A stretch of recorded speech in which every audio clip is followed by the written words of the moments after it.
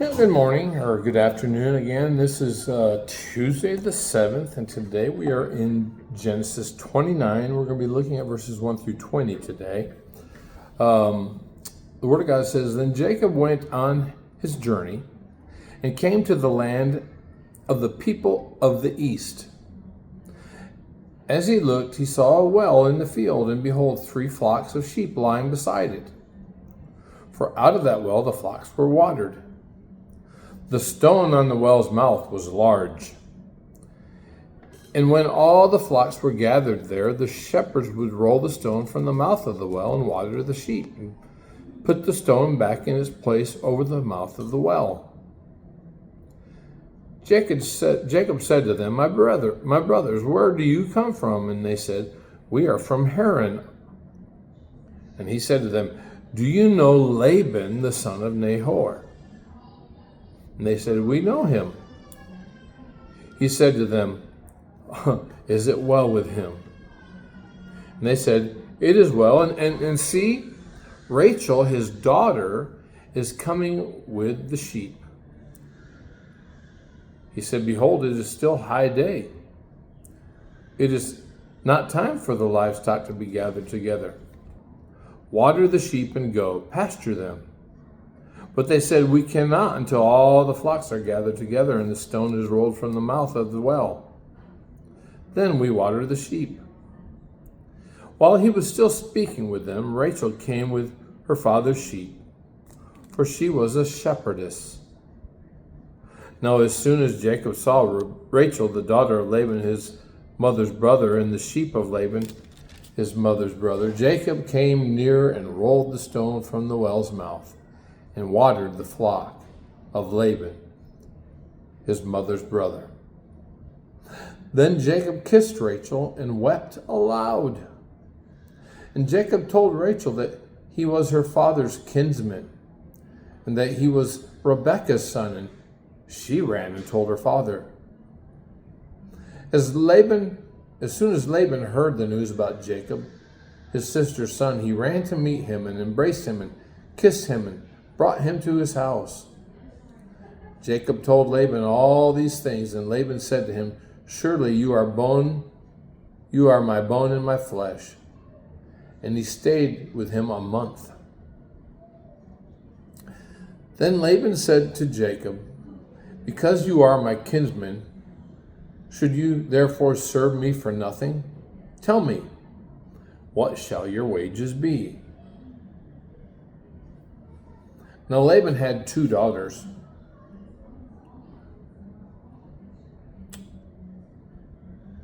The name of the older was Leah, and the name of the younger was Rachel. Leah's eyes were weak. Some translations say delicate. But Rachel was beautiful in form and appearance. Jacob loved Rachel. And he said, I will serve you 7 years for your younger daughter, Rachel. Laban said, It is better that I give her to you than that I should give her to any other man. Stay with me. And Jacob served 7 years for Rachel, and they seemed to him but a few days because of the love he had for her. As we read this account, we understand, it's important to understand the context of all this. Why is Jacob even there, right? He's there because he tricked his father into blessing him over Esau. He's there because Esau is very angry with him and has threatened to kill him as soon as Isaac passes away. And so Rebekah, his mother, sent him away. Now we talked about this before. Rebekah favored Jacob. Isaac favored Esau. Jacob was a mama's boy. And now he has begun this long journey to Haran, which they didn't go straight across. It wasn't as the crow flies. I mean, he had to travel north and follow what is called the Fertile Crescent. And so it would have been a journey of around 600 miles or so. So this isn't something this was a months long journey. And of course, we know, as we read the other day, that he came to a place outside the city of Luz. He laid down, used a stone for a pillow, and God gave him a dream of the ladder extending into heaven, angels ascending and descending onto the earth, and God's up there in heaven speaking, said, I am the God of your father, Abraham and Isaac, and I am going to bless you, and your offspring will be like the sand on the seashore and like the stars in the heaven. And of course, Jacob wakes up and he's just kind of flabbergasted. And he's like, this must be the house of God. This must be where God lives. So he names the place Bethel, the house of God. But he's continuing on this journey. And, it's the Word of God here does not give us all the details. We're talking about months have gone by as he's traveled this great distance.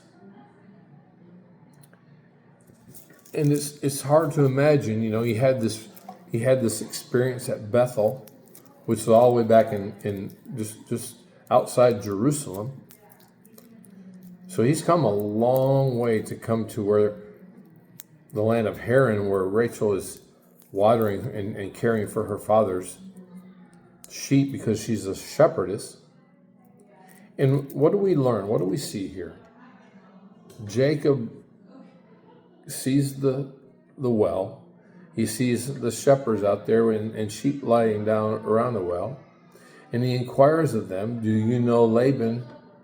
Do you know my uncle Laban? And is he well? And they answer, yes. As a matter of fact, here comes his daughter right now. Can you imagine the excitement? Because one of the purposes of his mother sending him there was, number one, for his protection, but number two, so he could find a wife. She didn't want him to marry among the Canaanite women. So he comes and he sees this beautiful young woman. We could go way in the weeds about, the fact that she's a cousin, but regardless, she is a beautiful young woman. He sees her, and he first thing he does is he kisses her. Now, this wasn't a passionate kiss. This was the kiss of a kinsman. I'm your relative. And then it says he wept. And when we read that, and I've got to ask myself some questions. Why is he so emotional? Well, you think about the difficulty of his journey. 600 miles is no joke. Riding on a camel, walking. Not to mention the fact that he's had to leave home, probably for the first time. Not to mention the fact that his brother wants to kill him. And so there's this emotional outpouring as he has seen God guide his steps to find his uncle Laban, whom he was seeking. And then, lo and behold, here comes Rachel. And she's beautiful. She's attractive. And as we think about, he's living there with his uncle for a month, obviously helping work around the house and do whatever Uncle Laban needs done. And his uncle says, It's not, you're one of my kinsmen. You're not a servant. What, you shouldn't be working for nothing. Tell me the wage that you want. And he says, I want to marry Rachel. And I just love verse 20. Jacob served 7 years for Rachel, and they seemed to him but a few days because of the love he had for her. This morning, we had Bible class, and this morning I was at the middle school, and we had a Bible study, and we read the same exact passage. And I just talked about the fact, how many of you like a good mystery? Or are you more of if you go to the movies, do you prefer to go to an action movie, a mystery, some kind of a romance? And you think about what makes a good story. Well, a good story has all those elements, doesn't it? There's some type of mystery. There's a villain. There's a hero. There's a damsel in distress. There's some element of a love story. There's adventure. Sometimes there's a little scary things in there. Sometimes there's a little comedy. And that's what we see in the Word of God. We see all those elements in history. I remember years ago teaching 8th grade history class at a Christian school, and I said, history is His story. It's God's story.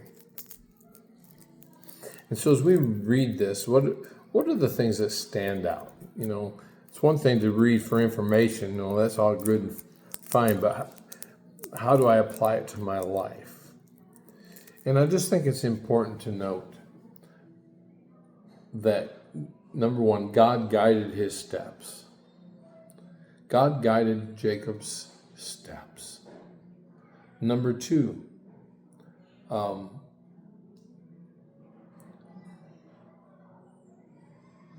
as we think about the nature of love, now, I was talking about that this morning with those middle schoolers, and some of them were, I think, getting a little red-faced. But I said, let me make a statement to you that may seem really strange to you. And I told them something that I heard, something I was told years and years ago. And I said, just think about this for a minute. You don't have to marry the one you love, but you do have to love the one you marry. And I just took a few minutes to talk about, here's Jacob saying that he worked for 7 years to earn the right to marry Rachel. And it seemed to him like just a few days, because he loved her so much. And you think, oh, that's so romantic. That's so beautiful. And it is. But the fact of the matter is, love is not just a feeling. Love is more than emotion. And I said, guys, if I've known a lot of people over the years that get married and they just don't really live happily ever after.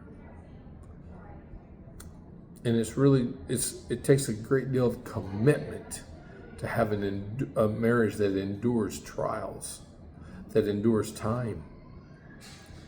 And I said, what does that look like? And I said, I referenced 1 Corinthians 13. 1 Corinthians 13, verse 4, love. If you want to know what kind of love it takes to make a marriage last, love is patient. Another word for that is long-suffering. Love is long-suffering, is patient. Love is kind. Love does not envy or boast. It's not arrogant or rude. It doesn't insist on its own way. It's not irritable or resentful.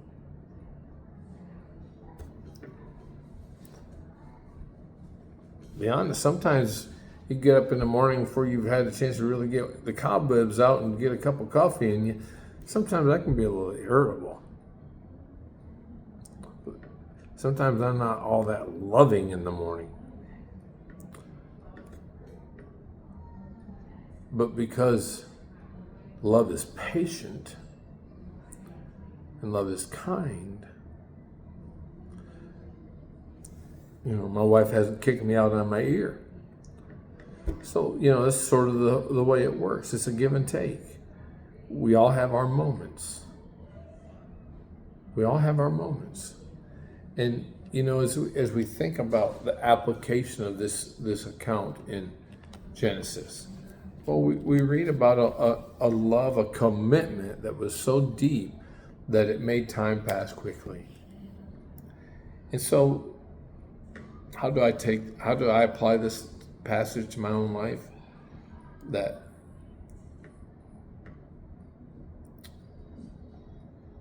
true love is worth waiting for. True love is worth waiting for. That's all I have for today. I hope you have a blessed day. We'll see you again tomorrow.